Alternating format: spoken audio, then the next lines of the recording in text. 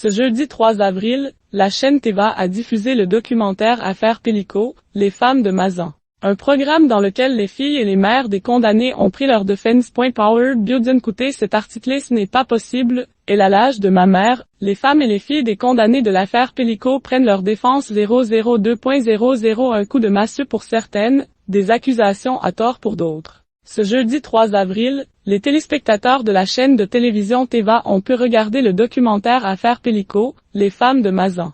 Dans ce programme, les journalistes Alyssa McNee et Delphine Velter ont donné la parole à cette femme, qui ne sont autres que les mères, les compagnes ou les filles de certains hommes récemment condamnés. Derrière ces hommes, il y a des femmes. Et en tant que femmes, on s'est mise à leur place, a expliqué Alyssa McNee, des propos rapportés par 20 minutes.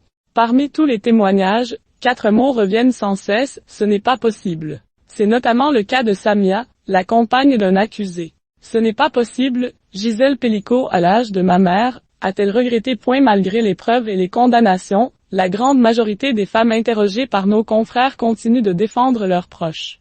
Mon papa, c'est l'homme de ma vie. Il a toujours tout fait pour nous. Jamais de la vie il aurait fait du mal à une femme. Jamais, a souligné Coralie. De son côté, Nathalie, la mère d'un accusé, a longtemps nié l'implication de son fils avant de se rendre à l'évidence. C'était impardonnable. Je lui en ai énormément voulu, a-t-elle déclaré, ajoutant qu'elle se sentait coupable des agissements de sa progéniture. Je me suis dit que c'était de ma faute, que je l'avais mal éduqué, que j'aurais dû lui parler de sexualité. Affaire Pélico, c'est proche des accusés qui pardonnent. Les femmes interrogées ont, pour la plupart, défendu leurs proches, c'est avant tout parce qu'elles leur ont pardonné. Je l'aime toujours autant, c'est mon fils, a concédé Nathalie. Des propos qui font écho à ceux de Coralie. Je soutiens mon père mais je ne minimise pas ce qui est arrivé à Madame Pélico, a-t-elle indiqué en toute franchise. La mère de la jeune femme a quant à elle quitté son mari après sa mise en examen, avant de revenir vers lui. Je lui ai pardonné mais je ne cautionne pas les actes qu'il a pu faire, a assumé Patricia,